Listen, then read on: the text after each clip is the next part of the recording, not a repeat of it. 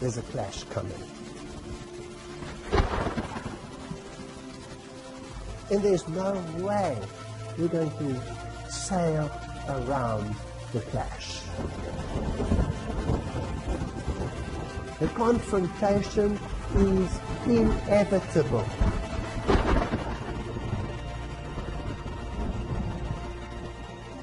The confrontation that is coming, it's between Christian fundamentalism and Malta. My question is, who creates the violence in the name of religion so that you can finally end the violence in the name of religion? We are living in very, very serious times. They want the church and the state together to regulate conscience. So this is an appeal to the Protestant world. Will you look at your roots? Don't give up what others were prepared to die for.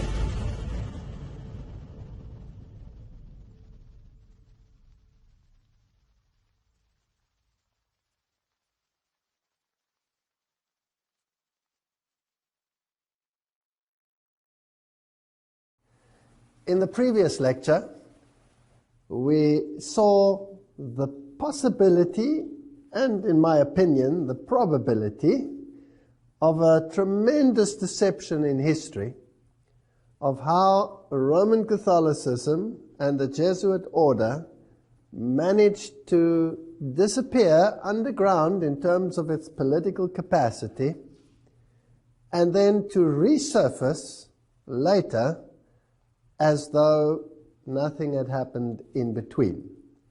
But of course, the entire stage for the final conflict on this planet was set during that period.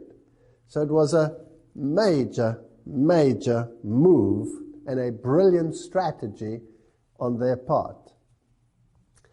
Now, one thing is to set up the infrastructure. But if you want to win against Jesus Christ, if you want to defeat Jesus Christ, as is their aim, then the only way you can do it with God, because God is invincible, is to cause great pain to him by depriving him of his children. There's nothing that pains the heart of God more than to see a deception which alienates his children from him. It's a very, very subtle and deliberate process. Now, the Bible says that in this great conflict that we will have, eventually all of mankind will wander after the beast. But that word wander is written with an O and not with an A. Wander after the beast implies cognition. In other words, this war is not so much a physical war, which it also is, as it is a battle for the mind. Because it is in the mind where the decision is made whether you belong to Jesus Christ or whether you belong to another force. That's where the battle takes place. In the process, you may die. In the process, you may end up on the stake. In the process, many things can happen. Nations can rise, nations can fall, wars can come. All of these things can happen. But do not fear those who can destroy the body. You must rather fear the one who can destroy the entire human being, body, soul, spirit, in the final conflict or in the final judgment that will take place. And the devil wants mankind to be destroyed. And the only way that he can achieve it is by changing their mindset. So this has always been a battle for the mind. And we learned in the last lecture that the Jesuit order created all the school systems which eventually became the school systems of the entire world. And they introduced learning against learning, where the two mindsets could clash. On the one hand, you had the Protestant mindset, which said that the Bible is the standard of all righteousness and should be the basis of all schooling. And on the other hand, you had Gnosticism. Man is the center of everything, and man is the one who has to be exalted to the level of deity. So that is emulating the voice of the serpent in the Garden of Eden. Now, the greatest strategy to win the mind over that the Jesuits used was Jesuit theater, Jesuit drama. Now, if we look it up in the Encyclopedia Britannica, it tells us Jesuit drama, program of theater, developed for educational and propagandist purposes in the colleges of the Society of Jesus during the 16th, 17th, and 18th centuries. Cultivated as a medium for disseminating Roman Catholic doctrine, drama flourished in the Jesuit schools for more than 200 years. Evolving from modest student exercises to elaborate productions that often rivaled the contemporary public stage in polish and technical skill. The earliest recorded performance of a Jesuit play was in 1551 at the newly founded in Sicily. In less than 20 years, plays were being performed at more than a dozen of the new Jesuit colleges springing up in cities across the continent, including Rome, Sevilla, Cordoba, Innsbruck, Munich, Vienna, and it grew into a mighty organization. By the mid-17th century, there were 300 Jesuit colleges in Europe, and in almost every one, at least one play was given each year. So originally the plays were pious to attract the people and the Protestants to come and look. But eventually, gradually, other things started creeping in.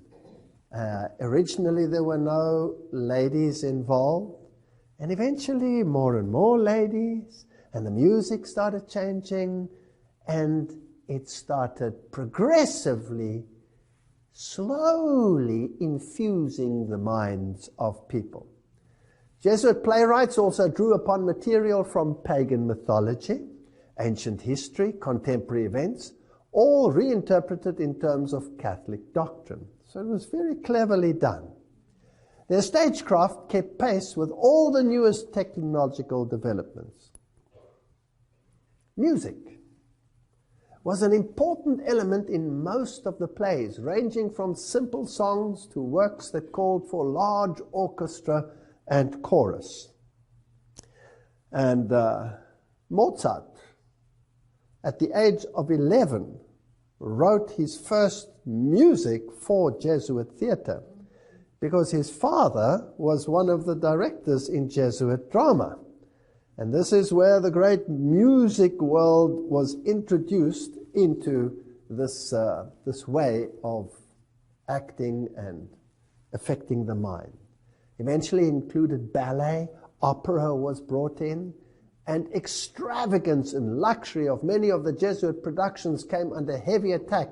Many of the productions were enormously expensive. So they spared no cost. And yet it cost them nothing. How did they do this? Well, one chariot taken from the enemy, Sun Tzu said, is worth 20 of our own. You never use your own money, you always use the money of others. Dramatic performances were prohibited or limited in many areas, and they ceased altogether in 1773. So this period when the Jesuits were being banned all over Europe, even the Jesuit drama disappeared. It was gone. It appears it ceased altogether in 1773, when the Society of Jesus was temporarily suppressed. So my question is, did it really disappear, or did it just go underground to reappear in another form? So really, did it? Did it disappear? That's a very good question. Well, let's ask a very modern web page, www.jesuitcp.org, their own web page, Jesuit Arts. It's definitely not gone. Let's go a little back into history. For almost 500 years, they say, theater has played a vital role in the curricula of Jesuit schools. Today, this is them speaking now. In Dallas, Jesuit theater builds on that tradition by offering a broad range of opportunities for students. And they talk about the plays and the absurdist plays and all of these issues. Drama troupes they have. This group of seniors performs local middle schools on a weekly basis as a part of Jesuit community service program. So they take their Jesuit theater into the schools. And Jesuit supports these activities with a broad curricular offering, including theater, art, stage acting, stagecraft, directing for theater. And then they ask you to be part of Jesuit theater. And it seems as though a little college here is doing something and a little college there is doing something. But they are far more brilliant than that. Embedded in ratio studorium, rational studies, were the elements of entertainment, dramatic production, composition, rhetoric, eloquence. And these courses interlinked with the spiritual exercises. So here was something to control the mind. Ignatian way of thinking, taking you into a supernatural form of religion, experiential religion, where experience becomes the norm. The feelings dictate, but the mind is bypassed. So they introduced spiritual exercises in the most subtle way to intensify the experience of Catholic doctrine over Scripture and Protestantism. They resulted in a genre of spectacular plays that won distinction as Jesuit theater. So writes, it's written in Rulers of Evil. Jesuit priest Athanasius Kircher then added something to this theater. And what he invented was the megaphone, so that he could speak to greater audiences. And then he invented broadcasting. So he is the father of the modern technology that we see right here in our midst today. Camera theater. And he perfected what was called the magic lantern, lanterna magica, the instrument where you could project images on a screen, moving images. So this was the origin of the modern cinema. Now, another interesting point that they had was the invention of cowboy movies, which were the first movies that were ever made. And by the way, the cowboys themselves and the whole cattle industry in North America was introduced by the Jesuits. They introduced it. And the one who did it was a German, Eusebio Kino, whose statue is one of those two representing Arizona in the U.S. Capitol building. He was a Jesuit professor from Ingolstadt College in Bavaria. This is where the entire Illuminist movement started. Now, the name is fascinating in itself because Kino, to this day, is the name for the theater in German. In German, you don't say, we're going to the theater, we're going to the bioscope, we're going to the Kino. Fascinating. And in these cowboy movies, there was always a morality. And the morality was always good versus evil, but it was not on the basis of Scripture that it was determined what was good or what was evil. There was another underlying morality, so that man in himself could decide what was right or wrong, and ruling by the gun. The bad guys normally lost in these movies, and the good guys won. And that's how it started. And all the actors were high Masons. If you take those early actors, Frank Sinatra, all of those that were involved in those movies, John Wayne, They were all 33-degree Freemasons. And if you follow it down through the line to this very day, most of the actors, I would say the great majority, if not all, of the major actors are all high Masons. All the singers, all of them. Now, if you're a major strategist, you don't want anyone to know that you are pulling the strings. So you are always behind the scenes, and you will have your front men. And the front men that they introduce, of course, are the Jews. They love using the Jews and term it Zionism. But these are papal court Jews. These are not Jews in the sense as we would understand from the Bible. So knowing and obeying Scripture is not necessary in comprehending the ways of good and evil. And this is what the devil said in Eden. You will know good and evil. You don't need God to dictate it for you. Now, after World War II, during September 1957, Pope John the 23rd gave Jesuit theater a broader horizon with his encyclical Miranda Prosus. And this is what he wrote. Men must be brought into closer communion with one another. They must become socially minded. Have you heard of social doctrine?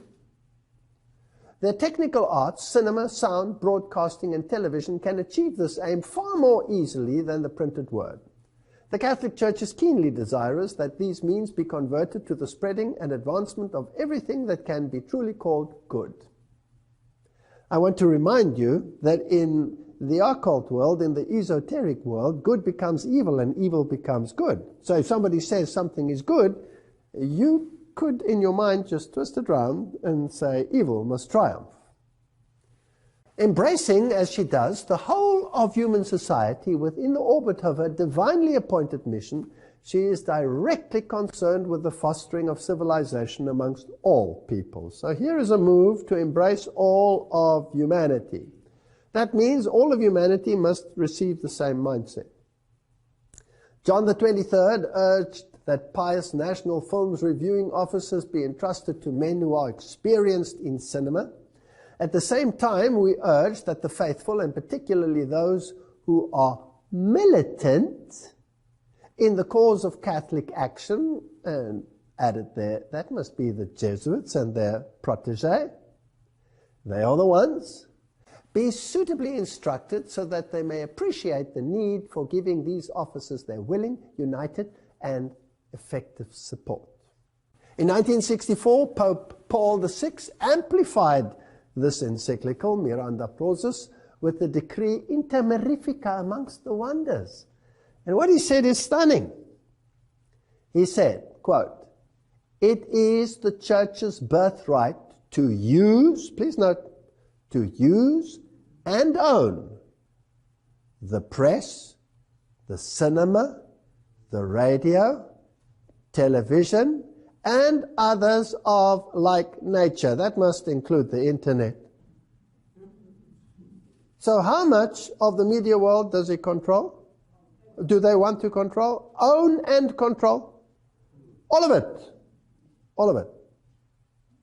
Then he cited a special responsibility for the proper use of the means of social communication, which rests on journalists, writers, actors, designers, producers, exhibitors, distributors, operators, sellers, critics. So even that which you hear about that which is done by them will be done by them, so the critics will be either on this side or that side of the spectrum, using Hegelian dialectic to so confuse you that you don't know whether you're Arthur or Martha at the end of the day. So it is the Church's birthright not only to own, but to control all media, all social media. The quality of the entertainment content was decreed in a section of Inter Mirifica encouraging the chronicling, the description, the representation of moral evil, which can, with the help of the means of social communication and with suitable dramatization, lead to a deeper knowledge and analysis of man and to manifestation of the true and the good in all their splendor. Here's the battle for the mind, good and evil. Now, What good and evil? Biblical, based, good and evil, or worldly based, good and evil? Esoteric, good and evil. Well, let's continue. Emboldened by this papal decree, social communicators have been talking about free speech and all of the issues that are involved. Now, if we take cognizance of the fact that there are to own, control all the media and to use it to instill mindsets in people, then I would like to know how this is achieved without anyone knowing how it's done. Isn't that what the General Sun Tzu said? We have to achieve things without anyone knowing how it's done. And we must never, ever be the target. It's always good to use the enemy to do the work for you. And even if you represent the enemy, you will pretend that you are not the enemy, that someone else is the enemy, so that it's never you. There's always a front. Now we're going to look at some of these productions and see if we can see a pattern. The Simpsons and philosophy, the door of Homer, etc. If you read a little bit about it, it says it's a non-fiction book analyzing the philosopher and popular culture effects on the American animated sitcom. Now, people think, this stuff is silly. Who cares about all of these idiotic cartoon characters? Millions of people are sitting and watching. Millions. These playwrights that write these episodes receive millions of dollars in salary. And if you want to know what type of people are involved in writing these scripts, you will be stunned, because they are the most educated people on the planet. Harvard graduates with PhDs in philosophy and mathematics. And they use occult numerology in order to achieve what they want to achieve. So now let's have a look at some of these. And if you look at it, you'll think it was sort of innocuous. The 33rd episode of the show aired in season 2 was titled The War of the Simpsons. The episode features a plot that gives tribute to Ernest Hemingway's Old Man of the Sea and features a battle for the ages between Homer Simpson and General Sherman. Let us quickly examine the numerology of Sherman. And if you look at this numerology, you'll find that Simpson adds up to, if you take the numeric value of the letters, to 33. Now, if you look at that, you might get confused because there are many forms of numerology out there. And looking at this, you wonder, how does this add up to 33? Since when is S, the value of S, 1? Because normally in the alphabet, you take the value of where the letter is in the alphabet. So A would be 1, B would be 2, C would be 3, etc. So why does this add up to 33? The same with Sherman. Why does that add up to 33?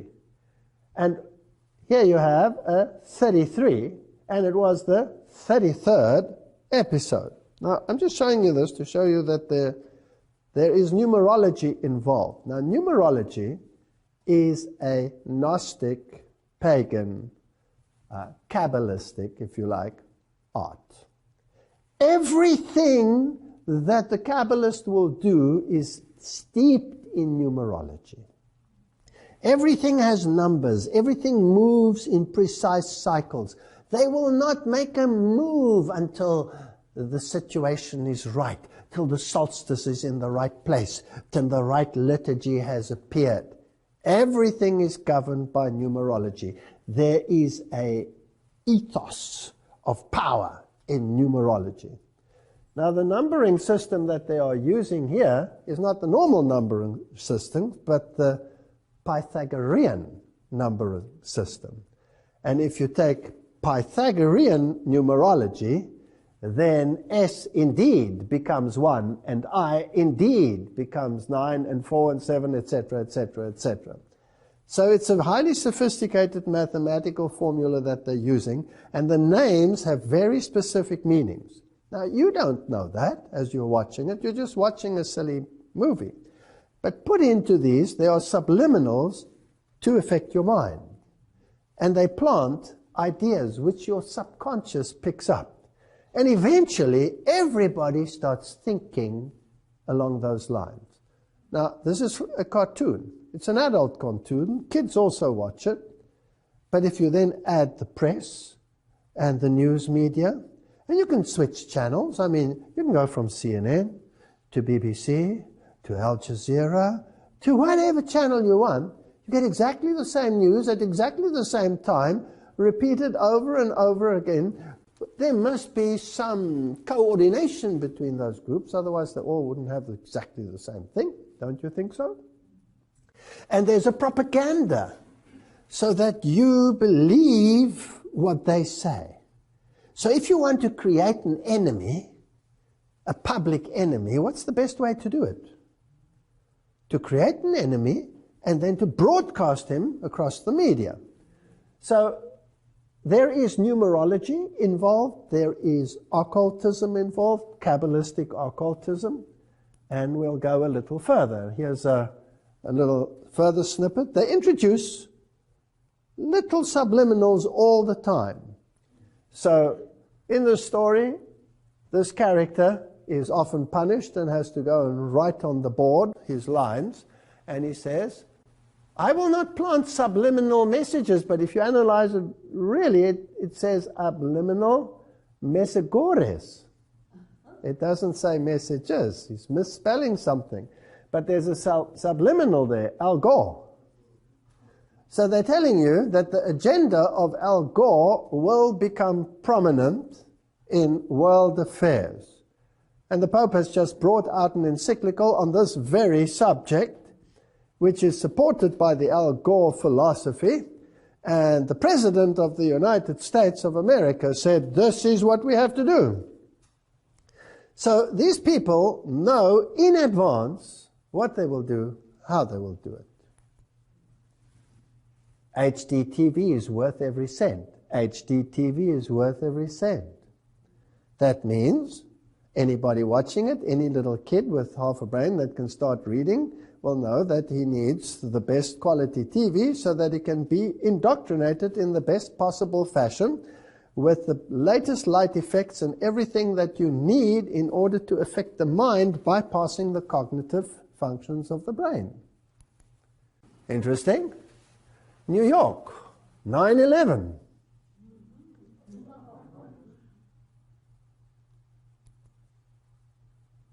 And if you take Michael Jackson, May 20, 1997, and there he is dancing away at the destruction of New York with a massive cloud going up behind him, all done way before the event actually took place.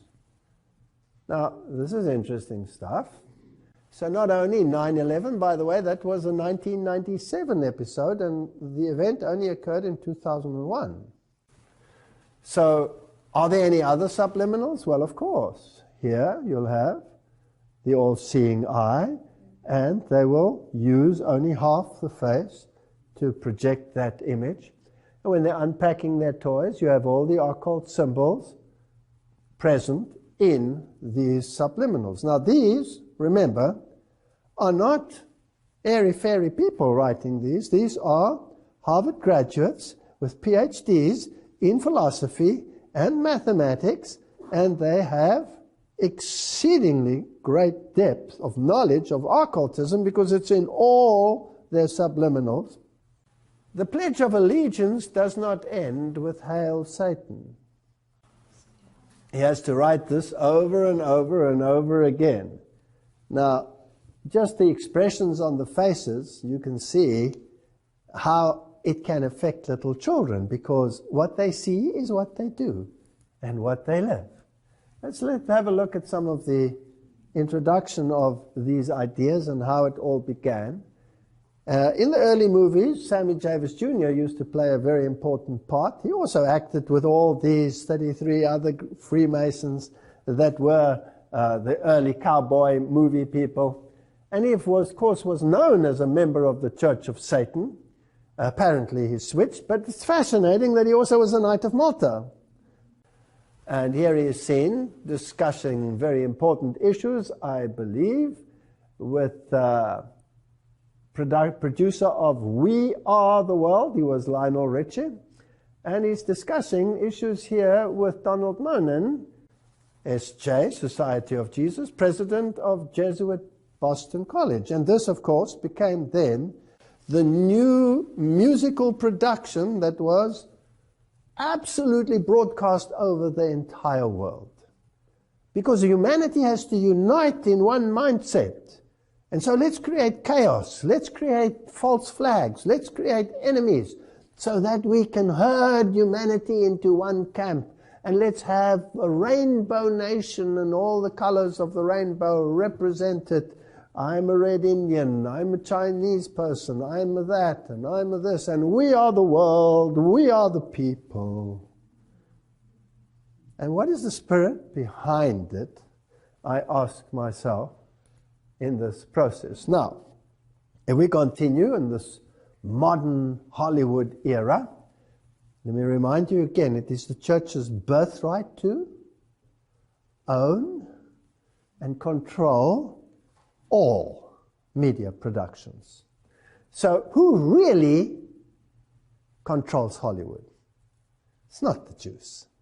There's another power that controls this entity. So we'll introduce extraterrestrialism. It becomes very prominent. And then we'll link it to messianic messages as we condition minds as to what will happen.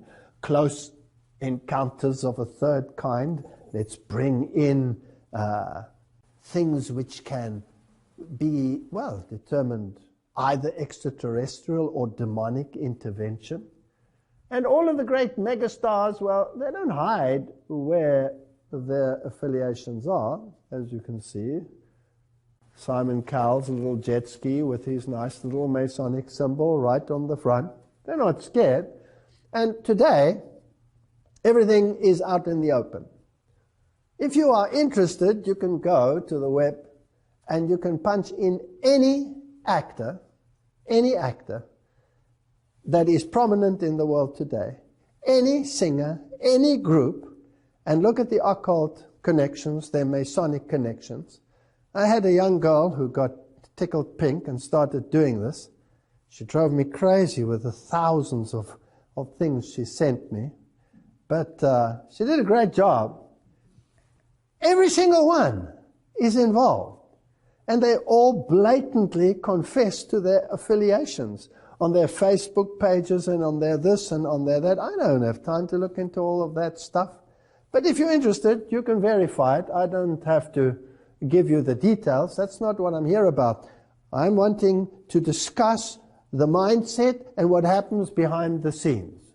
Now, I want to discuss one or two or three or four of the mega blockbusters. This one was not too much of a success, with Nicolas Cage in theaters. Season of the Witch, in which there's a medieval knight situation and this conflict between Islam and the Crusades and desertion, and then there is a witch who is possessed. But the way they deal with it, with all the blood and the gore and the drama to distract your mind, you always end up somewhere in a Catholic conclave.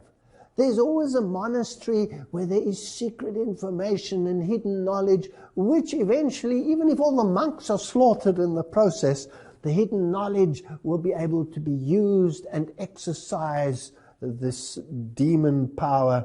The power lies always in the church, and it's always available to you through the church. You've probably noticed that every single Hollywood movie has a Catholic priest. You never see a Protestant one. National Treasure, already it tells you right there on the cover what their intention is with the all-seeing eye. And this one is so full of masonry, nobody should watch this stuff. But I'm just telling you that this is how children and people are being indoctrinated into a way of thinking. When you come to the movie The Exodus, Gods and Kings, it is probably one of the most godless movies ever made. And I don't have to discuss it with you. You can even watch it on this very channel, where there's a discussion about this movie and how the directors feel. They are enemies of God.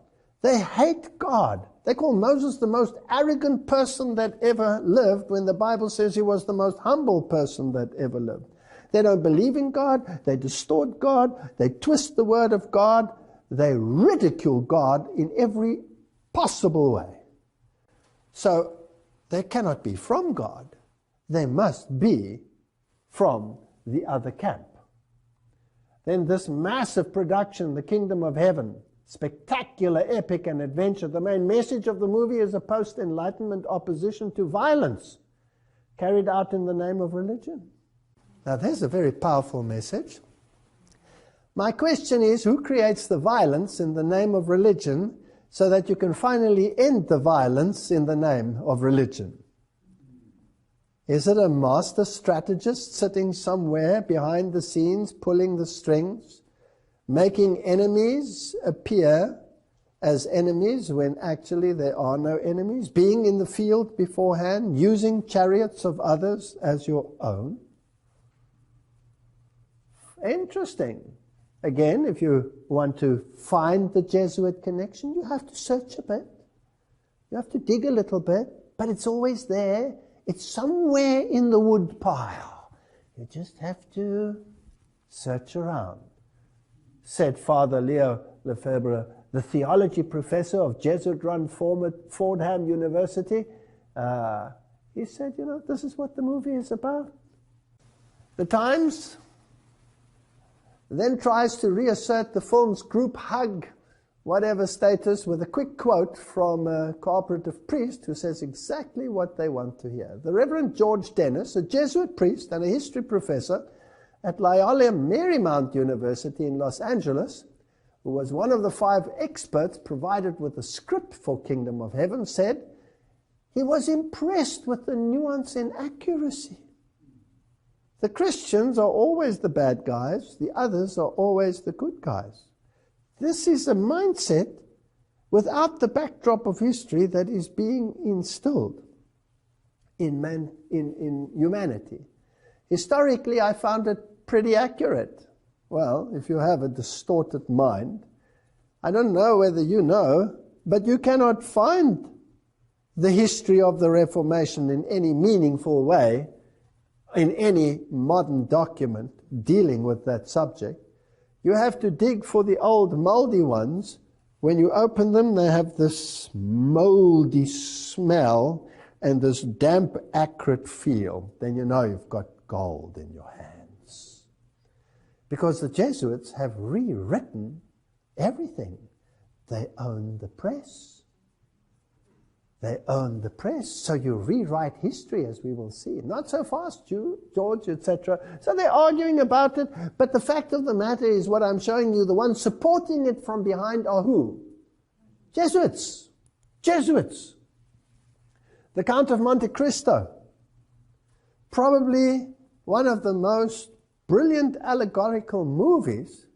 And the Count of Monte Cristo, who suffers greatly and eventually becomes mega rich, but he doesn't get the girl. Who is he? Well, he's none other than the Jesuit general himself. About the story of the Jesuits and the demise of the Jesuits and the resurrection of the Jesuits, immensely wealthy, that he can purchase the whole world, if you like.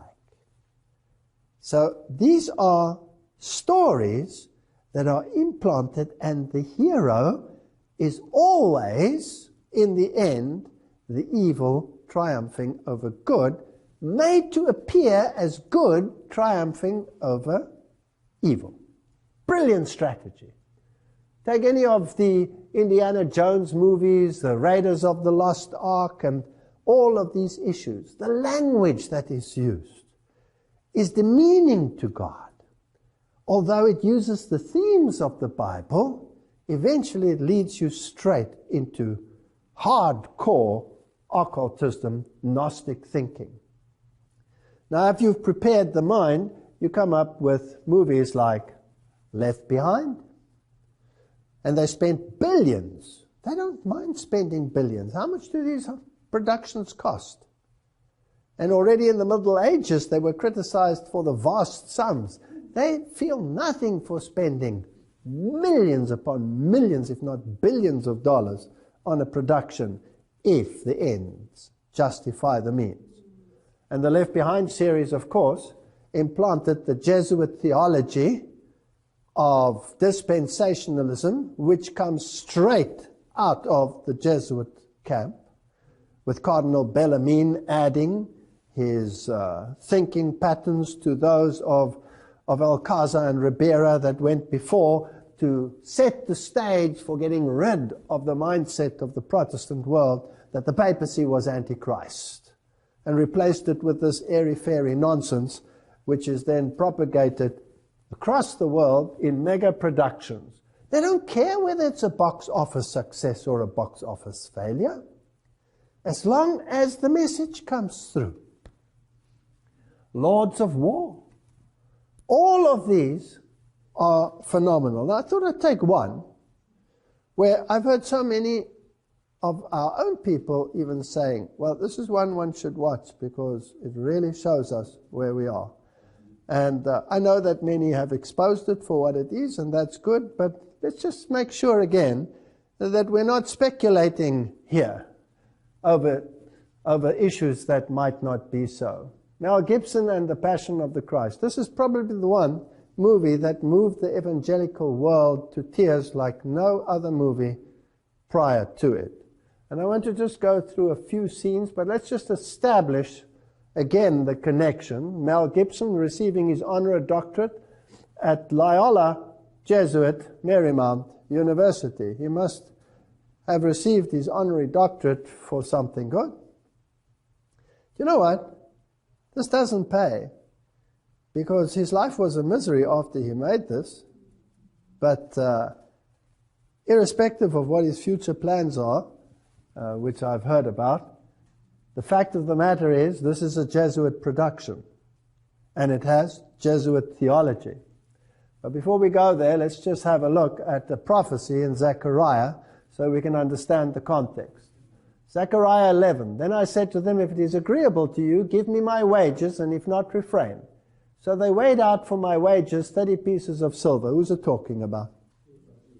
It's a prophecy about Jesus Christ. And the Lord said to me, throw it to the potter.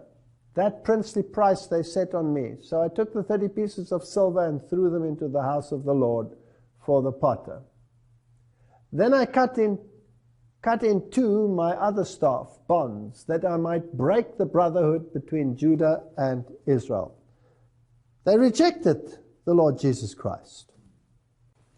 And the Lord said to me, next take for yourself the implements of a foolish shepherd. The good shepherd, they sold him out. The good shepherd, they set him aside.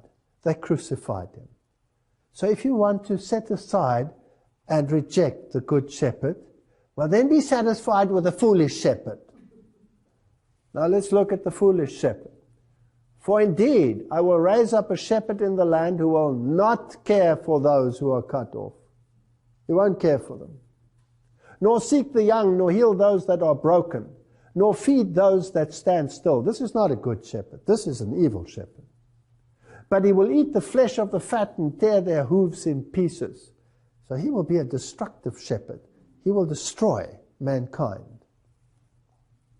Woe to the worthless shepherd who leaves the flock. A sword shall be against his arm and against his right eye. His arm shall completely wither, and his right eye shall be totally blinded. Right. Those are the criteria in the prophecy of Zechariah. And these are the criteria which apply to the good shepherd or the bad shepherd? Bad shepherd. The evil one. Now remember, in the occult world, good becomes evil and evil becomes good. So now let's go to the movie. in most of the movie, Jesus appears with his right eye completely shut, smashed. There's the symbol of the eye. There's only one eye. If you take the Council of Foreign Relations, their Messiah, who is naked, and by the way, in this movie, Jesus appears out of the grave naked. I'm sure he didn't. He appeared with a robe of righteousness. He was not naked. This Messiah of theirs is naked and only shows the left eye. The right eye is never seen in their Messiah. So here, Jesus' arm is dislocated, so says this webpage, in order to make his hand reach the nail hole, meaning that his arm should be fully extended and straight at all times. However, in almost all shots of him on the cross, his body sags forward with his arms bent at almost 90-degree angle. So his arm is withered and his right eye is smashed. Now let's just make sure again. Let's go to the occult world, Blavatsky. The devil is now called darkness by the church, whereas in the Bible, he's called the Son of God.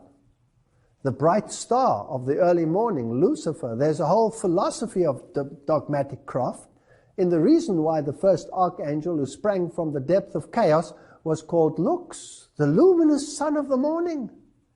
Or man, Vantaric dawn, he was transformed by the church into Lucifer or Satan because he is higher and older than Jehovah and had to be sacrificed to the new dogma. Now in the esoteric world, Satan is higher and older than the other brother, who is Jesus. And the war between the two of them is raging.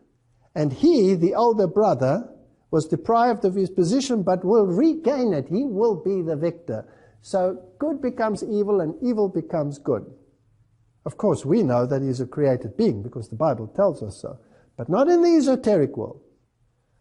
Or another quote here from Blavatsky. Esoterically, he's also the serpent or the dragon that tempted Eve. And the dragon is an old glyph for astral light, which is the wisdom of chaos. So Jehovah is the serpent. He's the bad one. God is evil. So evil becomes good and good becomes evil. Now let's continue. In the movie, while on the cross, Satan, with an effeminate image, walks by and he has the birth of the other Messiah. I want you to look at this child because you can see his hairy arms and his baldness and his demeanor, and we're going to just quickly play this.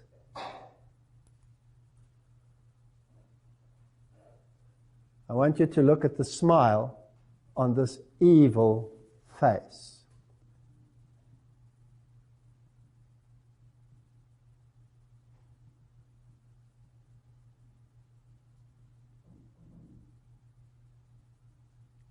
As he looks at the cross. They cannot have, look at the hairs on his back. They cannot have created a more evil image than this. And it's virtually subliminal because nobody really notices it in the movie. And look at that evil smile. Now, good becomes evil and evil becomes good. So the evil is hanging where? On the cross. But the real evil is actually the good because you have to turn everything around in the esoteric world. This is actually a symbol of the victory of Satan over Jesus Christ. This is what it means. Now, let's just make sure. Mel Gibson told Christianity Today, I've been actually amazed at the way, I would say, the evangelical audience has, hands down, responded to this film more than any other Christian group. What makes it so amazing, he says, that the film is so Marian. Gibson calls her the tremendous co-redemptrix and mediatrix. So the whole movie is about Mary. Mary is the one who consoles everyone. Mary is the great hero of this movie, not Jesus Christ. Now, another final little interesting little tidbit about this movie. The penitent thief on the cross was wearing around his neck the Catholic brown scapular. There. So if you look at the shot of him, he's wearing a scapular. Nowhere in the Bible do you read that he wears a scapular. Now, what is the scapular? The scapular is a structure that you wear around which guarantees you that Mary will let you bypass purgatory and take you straight to heaven. So it is a promise to Mary, not to God. So Jesus could not have given him the right to go to heaven one day. It's Mary that will decide who goes and who does not. But Mary, as we know, is an acronym for Lucifer, because she was immaculate without having to need the atonement. And then, that Jesus said, it is accomplished, rather than it is finished. According to Rome, it was the Eucharist which was accomplished at the cross. Now, this word accomplished is rather interesting. The Eucharist, the sacrament of our salvation accomplished by Christ on the cross, is also a sacrifice of praise in thanksgiving for the work of creation, says the Catholic Catechism of the Catholic Church. So it was accomplished, almost consummated. And it is, of course, the perpetual sacrifice of Jesus Christ, the constant treading underground of the Son of God, keeping in perpetual death, worshipped as a corpse. This movie is evil. And you can see the underlying evil in the subliminals. It is Gnosticism at its worst, dished up and sold to Christians as the representation of the suffering of the Son of God. It is an evil movie. John 19 verse 30 says, Jesus therefore, when he had taken vinegar, said, it is consummated, and bowing his head, he gave up the ghost. So says the Douay Rheims Bible, which is the official Jesuit Bible.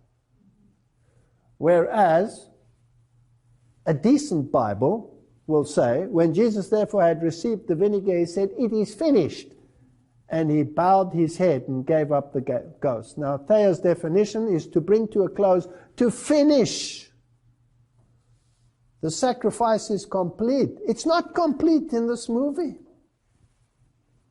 Now, another interesting movie with Mel Gibson and Julia Roberts is conspiracy theory. Now, there are people who love to talk about conspiracists. And there are many conspiracists out there who are incredibly confused. But if you have the filter of the Bible and prophecy, and you put everything through that filter, and what comes out at the other end harmonizes not only with history and current events, but with prophecy as well, it's not conspiracy, it's confederacy. And the Bible says, call it not a confederacy, a confederacy. So, I'm a confederist, I'm not a conspiracist. But in this movie, it's very interesting because he is subject to MK mind control, monarch mind control. And the whole issue is blatantly showing you how it is done. And in actual fact, this is what happens in the world. You can program anyone to do anything. So you can create the mega criminals and the murderers. When we were young, little children in school, there was no such thing as someone going psychologically berserk and blasting away everybody in the school. But now, it happens on such a regular basis. Have the kids changed? No. Something happening behind the scene. So all of these stars are all involved. Now, one of the things that is interesting about this movie, and it's only subliminal, it's only a flash. This book constantly appears in the movie. So Mel Gibson is in his mind-controlled state trying to get something, and he's trying to get copies of this book, and it's always disappearing, and he opens a shelf, and it'll flash for a millisecond and be gone. And you have to look very carefully. I don't suggest any of you look. It's called The Catcher of the Rye. So I want to know, what's the catcher of the rye all about? Must be important. And who would suggest that something be in a movie of this nature? So I did some searching, and it's very hard to find, until I found something interesting. I found an interesting book, The Secrets of Jesuit Soup Making, written, of course, by Jesuit brother Rick Curry. There's his title, S.J., Society of Jesus, and it is indeed a recipe book. But every book written by a Jesuit always has a what? Has a purpose. And it always is the mindset of the society as a whole regarding its oath and subject to the Jesuit general himself. So, of course, it is interlaced with all the Jesuit philosophy. And he's telling about his student days and how he was in a curriculum, etc. I was reflecting the other day on a Jesuit teacher of mine at St. Joseph, etc., and he talks about the curriculum. And he says here, the interesting thing is, the curriculum at St. Joseph was in the old style, the ratio studiorum, rational thinking. In other words, rationalism and not Bible-based thinking. The Jesuit plan of studies, first published in 1599, that was found in all the Jesuit high schools of the United States at that time, etc., etc., etc. So you're getting the picture. And then he says over here that he had an enormous impact on me, this teacher he had, this Jesuit, became a Jesuit himself. In English class, he had us read The Catcher in the Rye. Aha! Huh. So the Jesuits make you read that book, and there it is subliminally in this movie everywhere. I don't remember much about the novel from that first reading when I was a freshman, but I do remember that this Jesuit father said, this was the kind of novel you should read again and again in your lifetime. So I was interested, what is this all about? It's about rebellion. And it's brilliantly written. It is the normal development of a youth, and this youth develops the capacity, or the rebellion that comes up, and how to exercise this rebellion, and eventually to change the world through rebellion. But in such a brilliant way that the one who is rebellious against everything, his parents and society and you name it, turns out to be the greatest saint of them all. Who was the greatest rebel in heaven? And doesn't he want to appear as the greatest saint, the wronged one? So it's implanting a mindset of dissent against the order. What order was the Jesuit order created to destroy? Protestantism. So you have to rebel against Protestantism. One of the most evil movies in the history of Jesuitism is probably V for Vendetta. Now in this movie, they have this masked man, because he was injured, severely injured in a fire, so he went through the fires of affliction. It is a skit of the Jesuits and the gunpowder plot, where they wanted to blow up the British Parliament and King James. Now, again, whether it's a false flag and it's a double false flag or a triple false flag, let's not go into it, but British Parliament was that bastion of Protestantism that had banned Jesuitism and the mindset of Jesuitism and was the protecting factor of Protestantism. So it was the ultimate enemy. It had to be destroyed. And Guy Fawkes and 6 Jesuits wanted to blow up the British Parliament and the King, thus ridding the world of the menace of Protestantism. Now, the mask is the face of Guy Fawkes, who was sentenced to death and martyred. But in the movie, constantly, you are reminded that this story may never be forgotten. This man was not a villain, this man is a hero. Now, just in history alone, they've managed to do that, because every year on exactly the same date when he tried to blow it up, they celebrate Guy Fawkes. and it's a joyous occasion. Kids can't wait for Guy Fawkes. You positivize that which is negative, and you use the negative to your advantage. They even got Shakespeare to write it, which I doubt. His Jesuit superior wrote it for him, his Gnostic Medici learned supervisor, and filtered it in amongst the people as this evil of the Jesuits and made a joke of it. And eventually, as a consequence, the Jesuits were actually allowed to operate, or the Catholics at least, in England again. You always have to be a super strategist. Now, in this movie, this young lady eventually is the one that pulls the trigger because he dies just beforehand, so she becomes an acronym of Mary, which is Lucifer, who will destroy Protestantism, and where they first failed in their early attempts, they will succeed in their later life.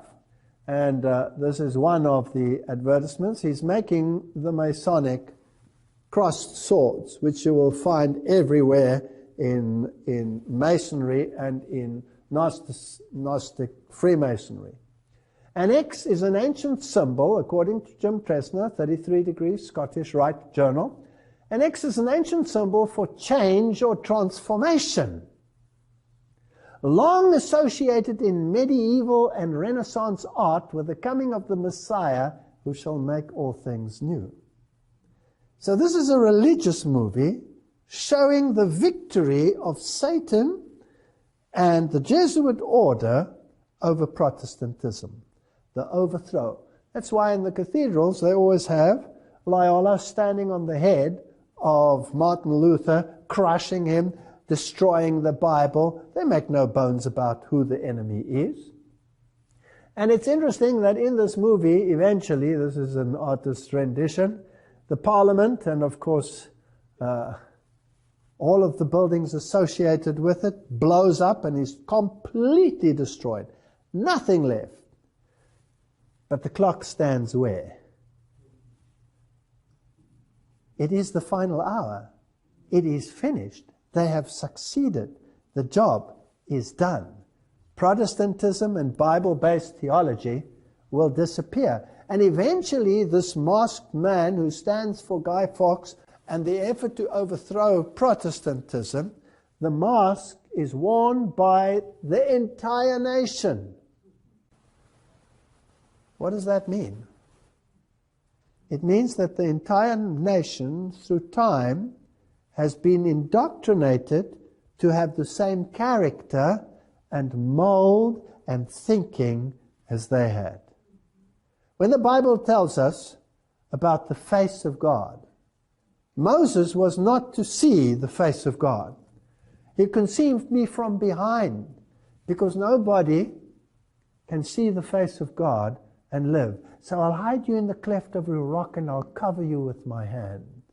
And I will go by, and then the character of God is given in the most beautiful poetic form. The face stands for the character. It stands for the mind. It stands for the thinking. The world will wander after the beast. It will be indoctrinated to have the mindset that he wants you to have. Now, I want to know where this is going to lead. And how do you carry on with this? I just want to do a few more pointers here. The list of actors employed by these papal criminals, so says Vatican assassins. This man, of course, has a mouth that is very loose, if I may say, so excuse his language, but what he says in a rather harsh way is actually correct. The list of actors employed by these papal criminals is most impressive. Hollywood is merely Jesuit theater, nothing more. Jews involved are papal court Jews worshipping their god Mammon, etc. And it's for the military company of Jesus. Now, if you write something in that fashion and you write it so harshly, maybe people will say, that suits them too, they don't mind. I wouldn't be surprised if some of them are authors of some of these thoughts. Now, Knight of Malta, Jack Valenti, was head of Motion Picture Association of America. If you want to know who controls the mega studios, in 2004, Mr. Saxon was inducted as a Knight of Malta. He owns owned all of these major companies and, well, also Hollywood studios. Is it really the Jews who control this place? There's an abundance of theatrical performances. We read in a good source now. You see, that's the one mindset. Let's achieve our aims through theater, through great performances that bypass the cognitive. Now let's see what God's way would be, the spirit of prophecy. There's an abundance of theatrical performances in our world, but in its highest order, it is without God. That's a fascinating statement. We need to now point the soul to the uplifted Savior. Deceptions, impositions, and every evil worker in the world. Satan, the wily foe in angels' garments, is working to deceive and destroy. The object of the death of Christ was to declare his righteousness, and no man, woman, or child can do this in their own strength or by their own words. So here's a false righteousness portrayed in these movies. Here's another quote from Adventist Home. Through the drama, he has worked for ages to excite passion and glorify vice. The opera, with its fascinating display and bewildering music, the masquerade, the dance, the card tables, Satan employs to break down the barriers of principle and open the door to sensual indulgence. So there's two ways of reaching minds, one through the theatrical and one through the word. Shows and theaters. Satan's ruling passion is to pervert the intellect and to cause men to long for shows and theatrical performances. The experience and character of all who engage in this work will be in accordance with the food given the mind. The Lord has given evidence of his love to the world. There was no falsity, no acting in what he did. This is interesting. So we have two contrasting mindsets. Which one do you think will be the more popular in this world? Well, hands down. Now, let's get a little bit closer to very modern little children's stories and others and find out what the real message is and how the mind must be indoctrinated, and then eventually, where will it lead to? Because this is what I'm very passionate about. Now, in ancient Greece, the god Apollo and Artemis, or Pan and Diana in the other nomenclature, were very, very prominent deities. Even mentioned in the Bible is Diana of the Ephesians. And she's, of course, the goddess of fertility, and she's also the consort of the god Pan. Now, Pan has two sides to him. He has the goat side, the evil side, where he plays the pan flute, and he's the god of sexuality. He roars through the forests, causing panic. That's where the word panic comes from. Pan, chaos. He rapes, he pillages, he's violent.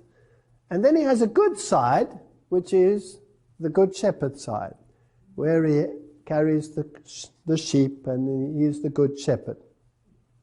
And this is a very fascinating interplay of good and evil, because Satan has a yin-yang philosophy. Everybody has both sides of the coin, whereas God says, no, you don't have to be evil. You can be only good. You don't have to be balanced by evil in order to make good prominent. So here is the god Pan in his evil form with his pan flute. But he doesn't always have to be shown with his horns and his goat form.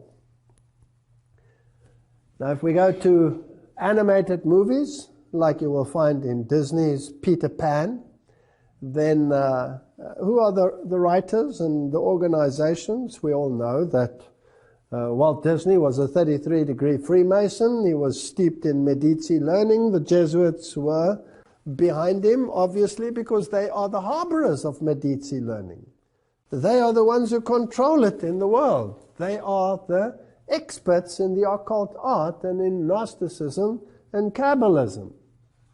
Now, in this movie, there are a number of interesting characters. Peter Pan, Wendy, John and Michael Darling, and the mother who is of course called Mary. It's obvious. And who is Peter Pan and who is Wendy? Well, if Peter Pan, it's an interesting Kabbalistic name as well, because Pan, the god of evil, has a consort who is Diana, but he also has a representative on this earth who is called Peter, if you get my drift. And in that theology, there is a female entity who is the mediator and the mediatrix, and that is Mary. So if you analyze the names, you have Peter Pan, you have Wendy, and you have John, and you have Michael. Now, the name John always in the occult world becomes an acronym for something else. We'll discuss this a little bit. Just to show you a little bit more of another side of Peter Pan, he always wears this little hat with a feather in it. Now, it's actually a replica, and well, we don't have to go into all the details. Just remember, Peter Pan has that little hat on his head. And he has funny ears, and obviously he's alien. He's not from this dimension. And there are the three little children, John, Wendy, and Michael. Now, let's have a look at the personalities. This you can find on any web page. You don't have to be a rocket scientist to find this. John is shown to be extremely sophisticated, despite his age. He often speaks in a sophisticated way, which his younger brother, Michael, usually mimics and repeats, although simplistically, in a stupid way, in other words. For example, John, "Oh, I should like very much to cross swords with some real buccaneers." Michael, "Yeah, and fight pirates too." Obviously, it's one and the same thing. The one is just sophisticated, the other one is not sophisticated. Now let me take you to heaven. In occult thinking, who's the older brother in heaven? Satan. Who's the younger stupid brother in heaven? Jesus. What's his other name? Michael. Okay. Now it's also interesting that this younger brother shows interest in piracy, which may explain why he plays the part of Captain Hook. Now, is Captain Hook the good guy or the bad guy? He's the bad guy. He's the evil one. And Michael always plays the part of the evil one. And they cross swords, and they're fighting. Now, these are the swords with which they fight, and it's all made to appear very congenial and interesting and funny, and kids love it, and adults love it too. But can you see that the sword can also double for a cross? So this is a battle for your soul. Now, how far will this eventually go, and what do the acronyms actually mean? Now, let's just make sure. I've shown this in an old one of mine, but I'll dig it up again for the purpose of this lecture. Here is a famous monastery cathedral in Europe, where the great politicians of the world meet to make decisions for the New World Order. So when they visit there, this is where they will stay, and this is where they will deliberate. Now, in the garden, I found this statue, which they have titled David. And David is being depicted there as the good shepherd, but in his hand he has a pan flute. And David never played the pan flute, he played the lyre. The harp, at least, the harp. So, this is not David. This is the god Pan. And so I realized when I saw this statue, this is the god Pan in his good shepherd form. Now, whenever you show the yin, you must also show the yang. So, where in the cathedral will I find his other form, his evil form, to balance him out and make the esoteric Kabbalistic place complete? So I went looking for it, and I searched high and low until I eventually found it, and I found many other things on the relief of the building, and there it is. There he is. You see him? There's the god Pan in his evil form as the goat-footed god. So this is the god Pan. This is the one who they worship. But Pan has a representative on this planet. And that representative also has a general. And that is, according to the Protestant Reformation, none other than the papacy, whom they identified as Antichrist. So let's go to the Pope and see what he wears and how he displays it. Now, Pope Francis has decided that he was going to dispense with the golden cross, and he kept the silver cross, to which he was accustomed, as his papal cross. And it has on it, and you can see it over there, the emblem of the Good Shepherd. Now the question is, because there are the sheep behind it, and there's Juno the dove, which is pagan form of the deity Juno, and is not a symbol of the Holy Spirit. The question then is this Good Shepherd representing Jesus, or is it representing the god Pan? And Pan, of course, is Satan. That's what it is. Now you will see that he has his arms crossed, like this. Now Jesus is never depicted with his arms crossed like this, but the god Osiris is always depicted with his arms crossed. And as we have seen, the cross is a symbol of victory and a new order which will be brought in by the coming Messiah, which is, of course, the worship of Lucifer, which precedes the coming of Christ. So this god here, by the very nature, is the god Pan. But am I now on speculative ground? So let's go to his predecessor and retired current Pope, who happens to be Pope Benedict. And there he is. And this is his coronation. And he's receiving a mitre. And on his mitre, there is a deity displayed. Now, I've tried to increase the size, but the quality is not very good. Of course, he has the broken cross there with him, symbol of the broken cross, the bent cross, symbol of victory over Christ, of Lucifer, with an emaciated Jesus hanging there. But this deity over here is playing an instrument, and if you look very carefully, you might recognize that it is the pan flute. So he has the god Pan right on his head. He's the representative of Satan on this planet. That is what the symbolism says. Whether we like it or not, that might sound incredibly harsh, and I apologize for saying it as bluntly. Now let's go back to another movie which is used as an acronym. They can take snippets of history and turn it around to allegorize their existence. Robin Hood and Little John, the famous Sherwood Forest couple, and the merry robbers who took from the rich and gave to the poor. Now, who is more concerned about the poor today than anyone else on this planet? Isn't it the Pope? He's constantly saying we must take from the rich and give to the poor. He's the ultimate Robin Hood on this planet. Now, in this story, it's even in the form of a statue in England. So they've glorified the story. Now, it has an ancient origin, but it has been allegorized by them to meet their needs. Now, in the animated Walt Disney one, this is John. Again, you have a John, who is the sophisticated one, the clever one, the one who wields the sword. Now, in the previous John that we had, Peter Pan and Mary and John, he can also be an acronym. The one who wields the sword, will it be the white pope or the black pope? It'll be the black pope, right? Now, let's go to this story. Here we have Little John, and there you have Robin Hood in an animated form. But I want to show you the hat that they're wearing.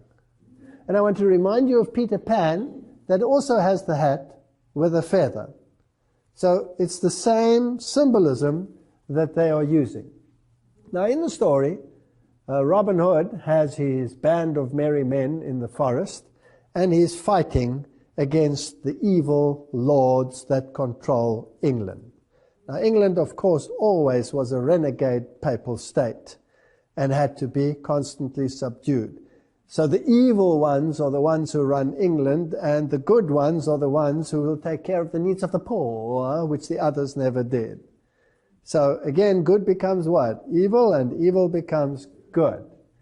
Now in the story, one day he meets little John, and he says, "What are you doing here?" And they start fighting, and they battle on a log. Eventually, little John actually wins the battle and smacks Robin Hood so that he falls into the water. And they all laugh and make friends, and he takes him into his band. And Robin Hood actually tells him that you are greater and stronger and better in battle than me. You lead the people. But little John declines and says, "No, no, no, you lead the people." But when Robin Hood gets captured, the one who takes over the leadership is little John. So in the acronym, who is who? This will be the leader, the front leader, and this will be the power behind the front leader. So this becomes the papacy, and this becomes the black papacy. So it's the white pope and the black pope. And let's see how this unfolds. Now his name is John. Whose name is John? All of them are John, right? All of them are John. John is an acronym. Now the John that they're actually referring to is mostly John the Baptist. And we'll see why in a moment. News, UK, Jihadi John. Extremists not radicalized by MI5. So there are rumors that MI5 actually radicalized the people that they're fighting now. Well, if you go back into history, it's very fascinating that all the so-called enemies were trained and received not only their training, but their weapons from the very ones who became their super enemies in the end. The Mossad trained many of the jihadists and the terrorist groups that plague the world today, Al-Qaeda and all of these. So these are all groups that have been set up. Now, this mass murderer, or this brutal murderer who always wears in black, has got the acronym Jihadi John. Okay, but that's not his real name. His real name is Muhammad Mwazi, which has nothing to do with John. And then, all over the news, they plastered the image of Jihadi John beheading his victims, in this case, Foley. Now, question. Is this real? Or is this what they want you to believe? Now, all you have to do is go to the web pages and have a look at people who are in the know, in the techno world, and there are literally hordes of web pages which will tell you that this is probably one of the worst Hollywood stunt productions that you can imagine, with analysis and all of this. I don't want to get into too much of a detail, but there are hundreds of skeptics out there who say, this never happened, this is not real. So I wanted to know the various actors, who are they and what happened. Now, according to USA Today, James Foley was educated at the Catholic Jesuit College in Milwaukee. So this is Jesuit involvement again. And if you start reading about the jihadists, you will see Jesuits involved. Jesuits priests disappearing, not reappearing. Jesuits everywhere along the line. Is it possible that they are actually the masterminds training? How does the master strategist work behind the scenes? Doesn't he create the enemies? Doesn't he pull the strings behind the scenes? Doesn't he achieve his objective through Hegelian dialectic? Doesn't he create the enemy which unites humanity? These are questions which I wish to raise. Now, all of these, of course, if they are trained in Jesuit colleges, are also trained in theatrics. And if we have a look at just the political scene and the great leaders of the world, John Paul II, wasn't he a known actor? His counterpart on the other side of the waters was Ronald Reagan. Wasn't he a known actor? Yes, the governor of California Arnold Schwarzenegger, is he not a trained actor? So there's a lot of theatrics involved. And whether this ever happened or whether it didn't happen, the world has to be shocked by the beheading. Beheading is probably one of the worst things. Now, if I go to Wikipedia, Jihadi John is also called John the Beetle. Now, the Beetle, John Lennon, was a known Luciferian, and he was controlled by the Jesuits directly. The Beetle group was controlled by the Jesuits. And he said, I sold my soul to Satan. And he's also called Jailer John. Now John is appearing just a little bit too frequently for my liking. And they are pseudonyms associated with a member of Islamic State of Iraq, ISIL, ISIS, and they behead various people. All right, so you have all of these acronyms. Now let's just go a little bit further into this. The Jesuits, Ebola, and beheadings, trying to get the New World Order going. Now, I'm not interested in the quality of this web page. Whether it's a good web page or a bad web page is irrelevant at this point, because people will take it anywhere. But what is true, that black magic Freemasonry has the symbol for the degrees 9 to 11, which depict a decapitated head by a short sword. Let me tell you a little secret. Why would they use the symbol of a beheaded individual? And why is the name John always associated with these organizations? Because John the Baptist is the mega saint of many of the esoteric occult movements. And I'll give you some details as to this. Here is the UK column. So, for instance, June the 24th, John the Baptist's Day, was appointed a Masonic holiday, on which the members were to assemble, perform certain rites, and partake of a common meal. Jews and Freemasons in Europe, etc., Harvard Press, etc. So, now we're getting into the nitty-gritty of the matter. The Bunch of Grapes Tavern, mentioned in the Poe chapter, was called the St. John's Lodge No. 1. Satanist Aleister Crowley, a 33-degree Freemason who influenced the Beatles tremendously, by the way, sometimes used the alias John St. John. So when you attach an alias like John, then it is a signal that there is an occult connection. But none of the usage has anything to do with piety. Aleister Crowley was one of the most evil men on the planet, with the most evil rituals that you can imagine, which should never be spoken of in good places. So in actuality, it is a vicious mockery. What is memorialized is the manner of St. John's death.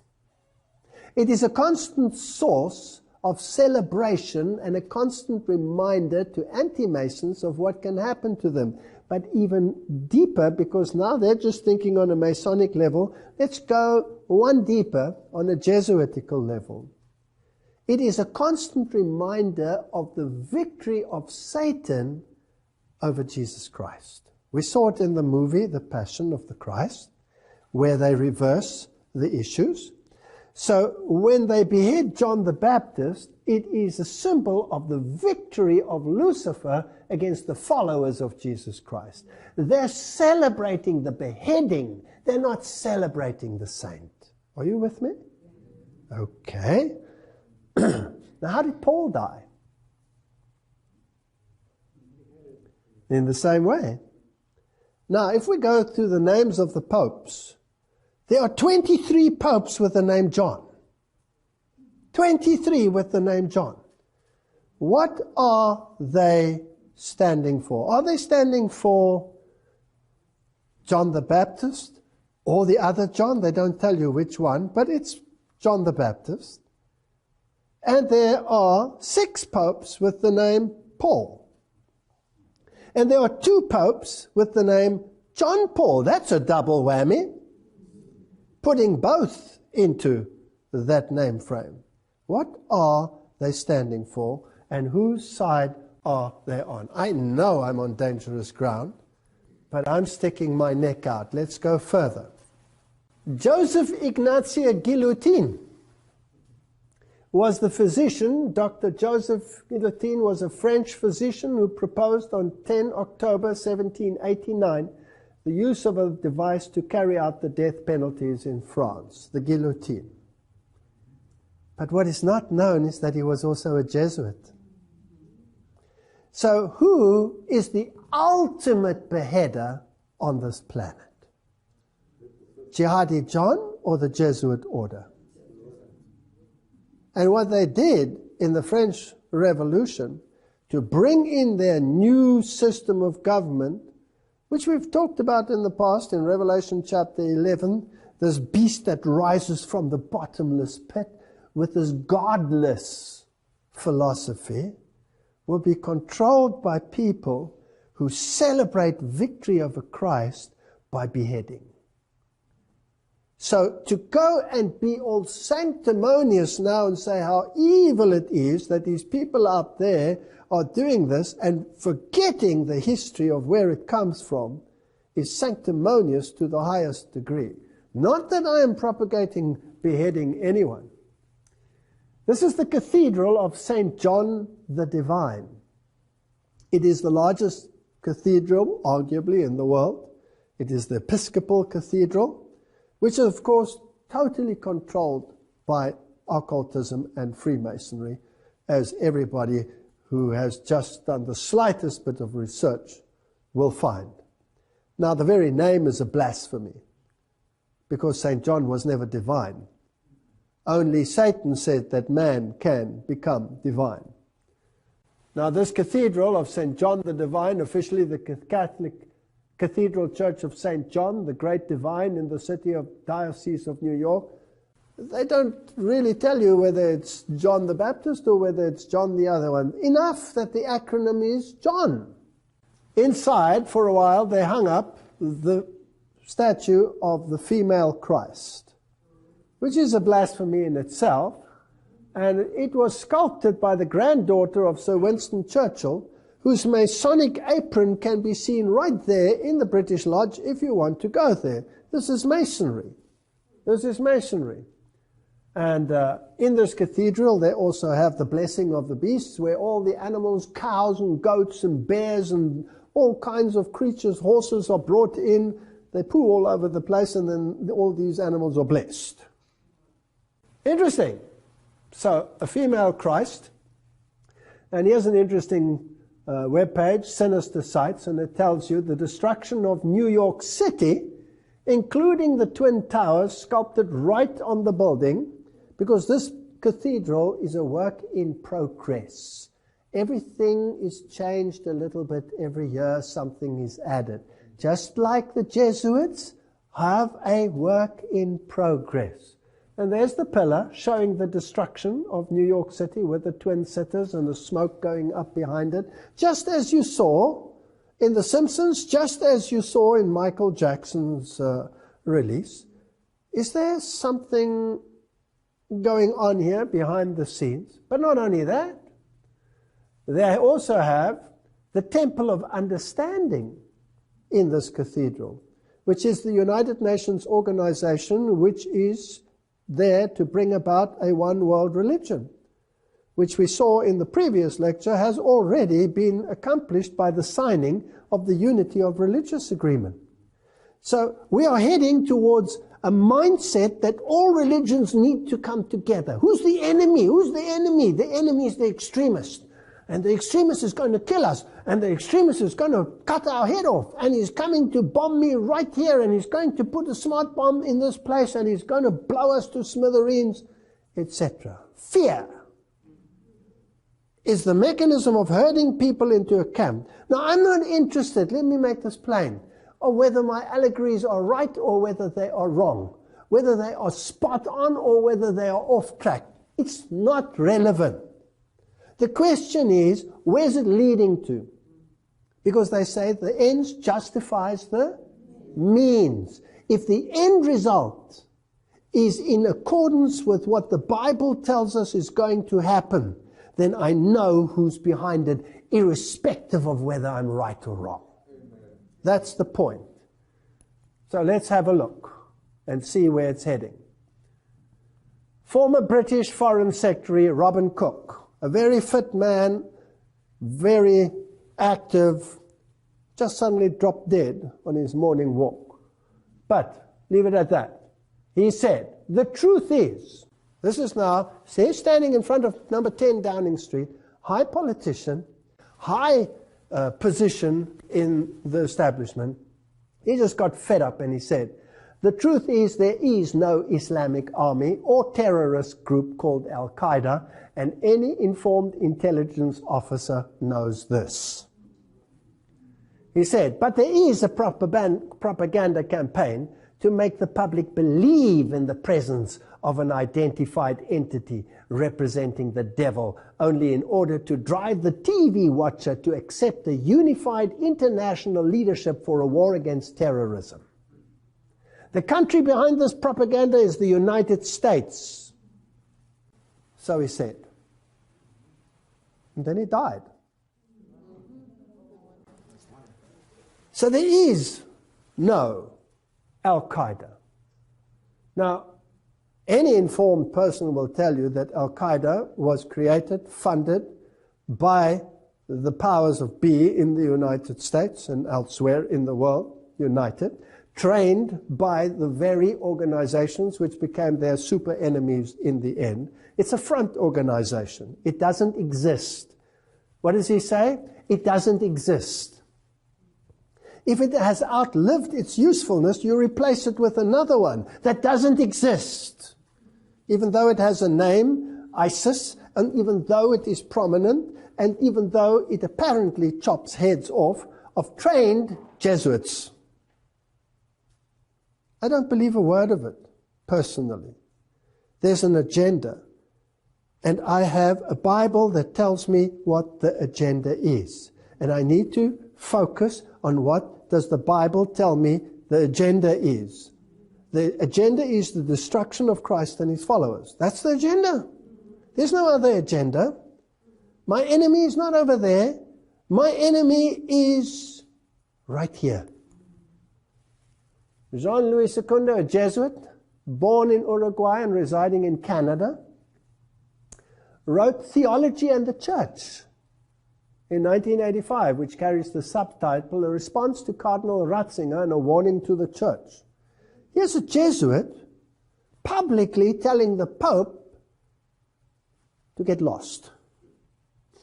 Now, of course, we know that the two are in cahoots, and we know that the one is the general, and he can listen to a command, or he can disregard a command, etc., and that there is a tunnel between them, and that they chat on a regular basis as to how to plan the Hegelian dialectic. Now, this is what he writes, and I want you to listen carefully to what he says. This is a Jesuit writing. As such, the book is a defense of every Jesuit priest that shoulders a carbine. Now, notice what the Jesuits do.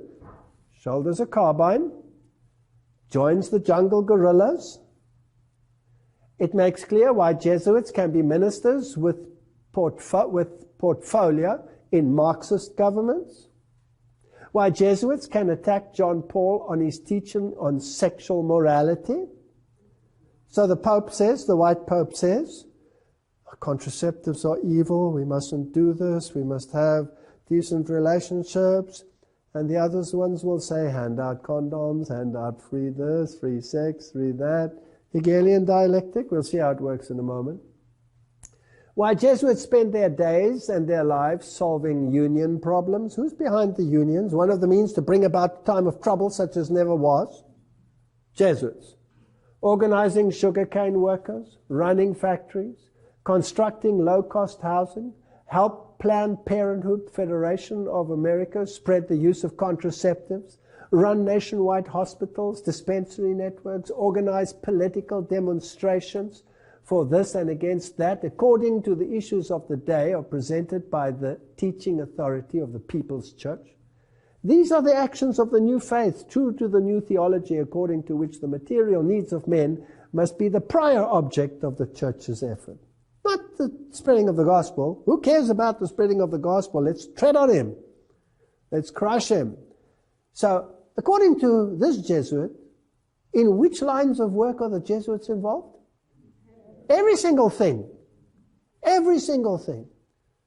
And if we think they don't exist, it's because they don't want us to believe that they exist.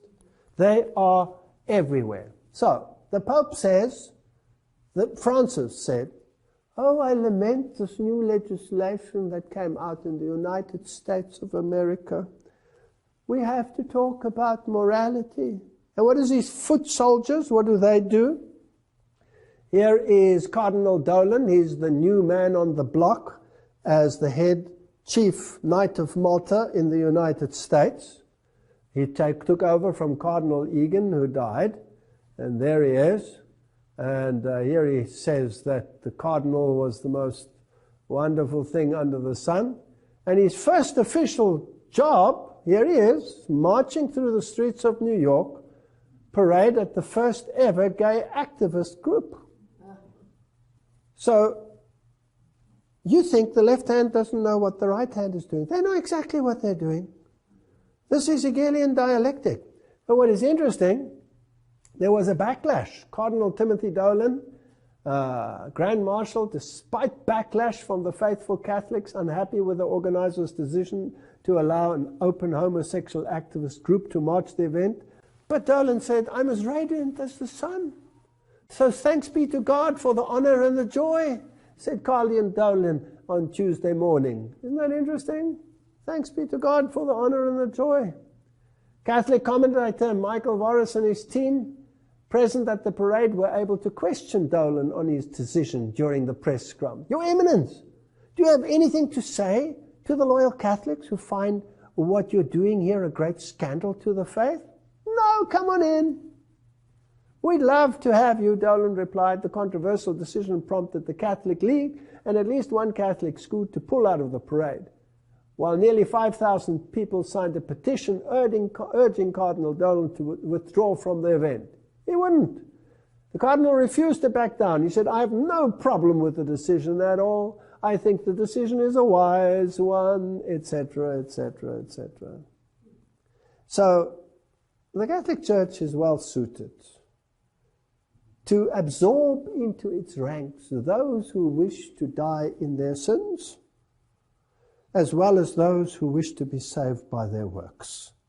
Anyone is welcome, depending on which camp you want to stand. Now, let's see where the war on terror and dialectic thinking leads us. I just showed you that to show how they manipulate minds. Jesuit Charlie. Of course, the Simpsons took it up. It was a major terrorist attack. The world is afraid of the jihadists. The world is afraid of Jihadi John. He's coming with his knife. So let's kill a few people here and let's kill a few people there. Didn't the general say we can sacrifice our own as well, so that eventually we can achieve our objective? So the Simpsons have sympathy with Jesuit Charlie. Muslims again call to outlaw defamation of religion, with exceptions. We don't want defamation of religion. They tried to get this act through the United Nations. It was rejected, where they say you're not allowed to say anything against any other religion. We want this law. Now, when the church asks it, they say church and state is separate. We're not going to do it. So let's get the jihadists to ask for it. Let's get them to ask for it. Let's ask a front organization to ask for it. And the German parliamentarian, Schäuble, said, gezielte Tötung. We should be able to permit targeted death penalty. Do you know the death penalty has been removed in the world? But the Bible says, what does the Bible say? When the mark of the beast is promulgated, what are they going to say? You won't be able to buy and sell, and eventually there'll be a death decree. Oh, how can this happen? Here the parliamentarians are already saying, if it's a terrorist, and we just have to redefine that word, terrorist, Take him out. Take him out. Isn't it interesting how these terrorists manage to escape all the time? Nobody ever catches them. Nobody ever knows where they are. But the press has regular discussions with them, as well as Jesuit priests. Read the press. Read the press. Nobody knows where they are. The mighty CIA can't catch them. And ISIS, well, they're the greatest enemy the world has ever seen. The United States says, no, we're not putting boots on the ground. If the Iraqi army can't do it, well, they'll have to learn through their pain. We're not going to do it. Then the other television says, excuse me, how do the weapons end up in ISIS's hand? Oh, they've confiscated it. They've confiscated the tank gifts. Where they get all the anti-aircraft from? Did they go to Safeway supermarket and go and buy some of those things? Who supplies weapons like that? How do they get those weapons? Ask yourself some questions here. If this is the greatest enemy the world has ever faced, why not confront it? No, no, no. Send a pathetic army that you want to lose in the first place anyway. Send them to do it, so you hit two birds with one stone. This is strategy of the most brilliant kind. So, the White House resists calls to focus on Islamist terrorism at three-day extremism conference. No, no, no. We cannot say the problem is only the Islamists. The problem is extremism. But who's chopping off the heads? Oh, well, excuse me, who's apparently chopping off the heads? It's Jihadi John. It's ISIS. We've got to be afraid of ISIS. Are we going to condemn them? No, we're only condemning extremism. This is fascinating stuff. The international conference, which begins Tuesday in Washington, will seek ways of deterring homegrown terrorism. Has been criticized by Republicans for failing to single out Islamist extremism for particular scrutiny. I mean, look at the terrorist attacks. How many heads do you want to lose? How many people do you want to see dead? They're the problem. No, they're not the problem. I wonder who the real problem is. Let's see. Pope Francis, Paris attacks, the result of deviant form of religion. And Pope Francis called on religious communities to condemn terrorism, especially Muslim leaders. He said, I express my hope that religious, political, and intellectual leaders, especially those of the Muslim community, will condemn all fundamentalist and extremist interpretation of religion with which attempts to justify such acts of violence. So yes, he mentions them, but he doesn't exclude others. And then he goes further. Vatican Radio, Pope Francis, religion should not be confined to personal conscience. Excuse me. Here he has a discussion with the Italian president, Sergio Mattarella, and he says, the orderly development of a civil pluralistic society requires that the authentic spirit of religion not be confined to personal conscience. Is this in harmony with the Bible, yes or no? No. No.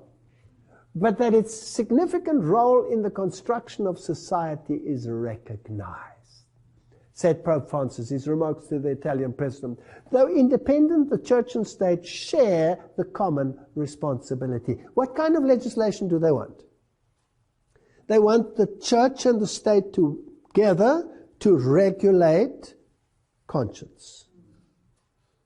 Are we waiting for something like that?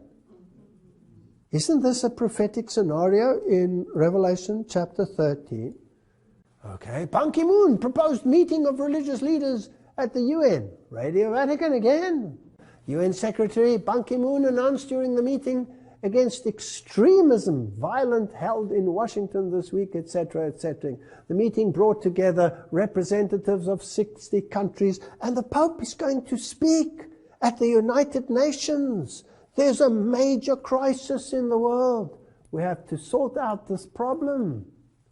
In his speech, he warned of the apogee of a new generation of transnational terrorist groups, a strategy of these extremists. You hear this more and more.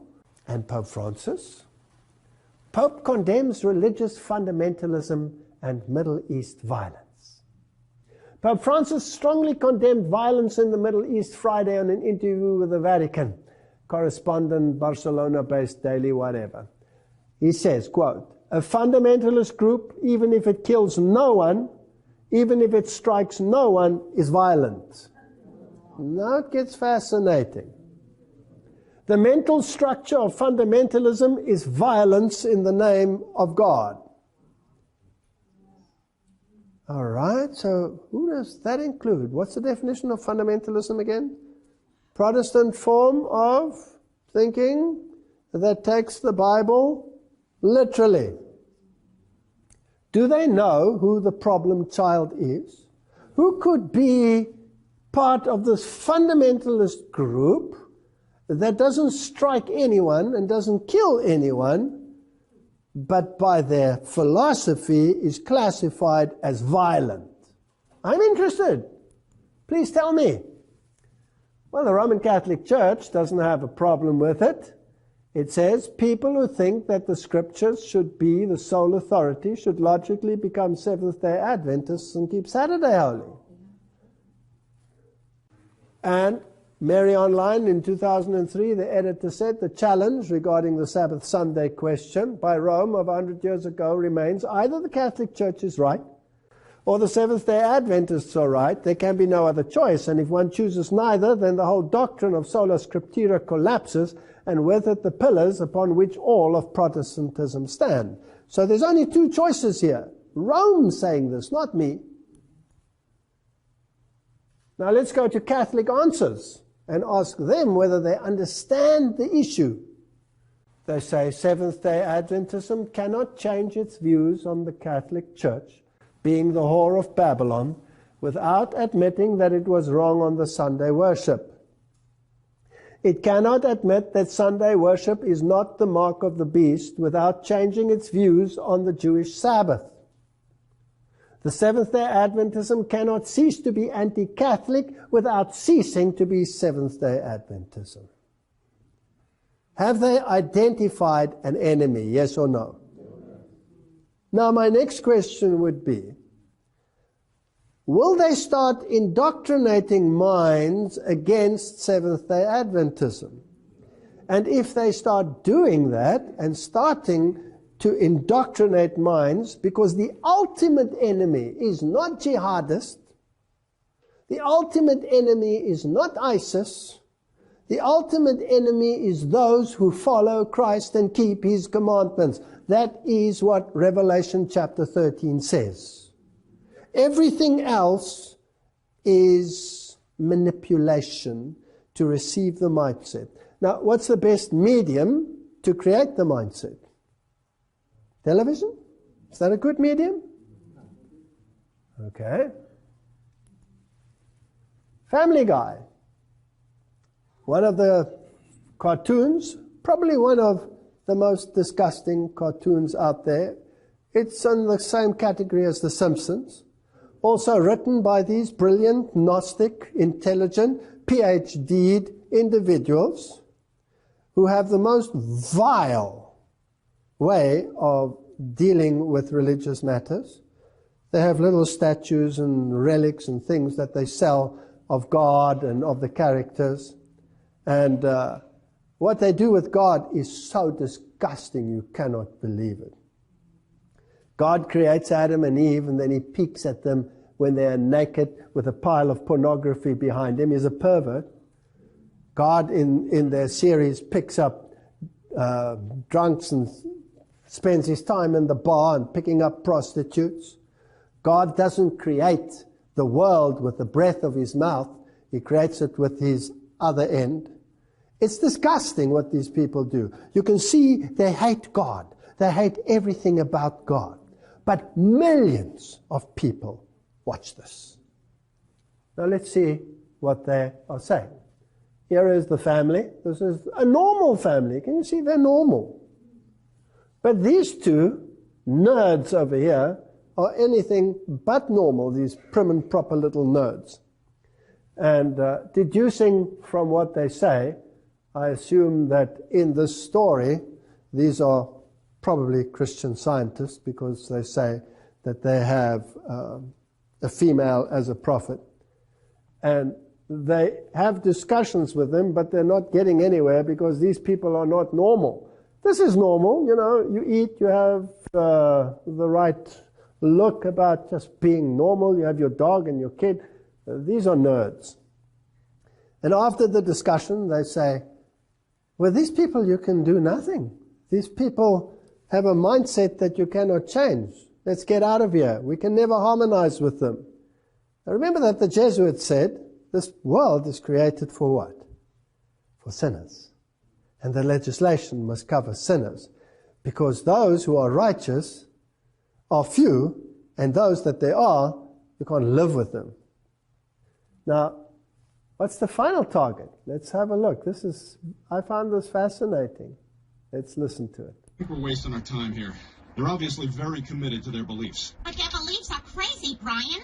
I don't know who's crazier, these people or those Seventh-day Adventists. I'm a Methodist. We believe that the Lord is our Savior, and we remember Him by going to church and praising Him every Sunday. I'm a Seventh-day Adventist. We believe all the same things that you believe, but we go to church on Saturdays. What?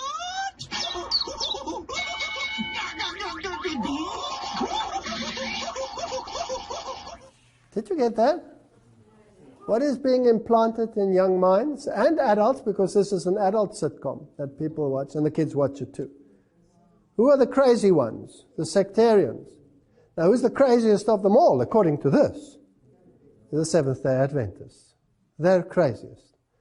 Are minds being prepared for something to come? I'm just asking the question. How often we are told to soften the message of warning, to only live an example, necessary as it is, this is me, my thinking, but not to expose the evils of the man of sin and those in confederacy with him. We have people who are so duped into believing that these organizations out there are good people with good intentions, and that Jesuits, they don't really exist. You know, they might have existed in the Middle Ages.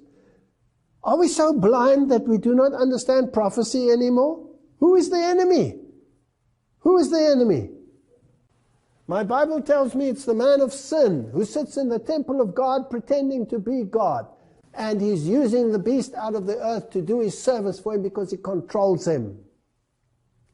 Called to expose the man of sin. In the very time in which we live, the Lord has called his people and has given them a message to bear. He has called them to expose the wickedness of the man of sin, who has made the Sunday law a distinctive power, who has thought to change times and laws and to oppress the people of God who stand firmly and honor him by keeping the only true Sabbath, the Sabbath of creation, as holy unto the Lord. Let me tell you something, that is the enemy. Now, if you look at the poor Muslim, my heart goes out to the Muslim. Imagine being used and manipulated and kept in poverty and hoarded and chased and your housing destroyed around you to achieve an objective. And you're just a tool in the hands of these individuals. I'm sure God's heart is crying out to the poor Muslim who is trapped in this situation and doesn't even know what's hitting him and where it's coming from. He doesn't understand it either. Instead of having the mindset instilled into our minds, that is the enemy. No, the enemy is not there. The enemy is in Rome. The enemy is manipulating the world and creating mindsets. And our duty is to expose the wickedness of the man of sin. That's the message for the time and nothing else. So may the Lord help us to spread a message that will not only reach the ears of deceived Protestants, not only reach the ears of deceived, marginalized, destroyed Muslims, but to reach the ears of this whole planet, every single one. We cannot now choose an enemy here and choose an enemy there when God has already revealed in His Word and through the spirit of prophecy who the enemy is. May God give us wisdom to deal with this issue. And where it is leading is part of the next episode. And what the final events are when everything is in place. Let's pray. Heavenly Father, there is so much deception out there in the world. And they control the press, they control the media, they control the internet. We have but a short time to bring this message to the forefront, to preach to people where the enemy is and what the decision is. The decision is between the commandments of God and the commandments of men. Who is in control? Is it the God of the universe, or is it the God of this world? Help us to make right decisions, and help us to focus on that which is relevant for our time, and to cry loud and to spare not, so that many may yet be saved. In Jesus' name, amen.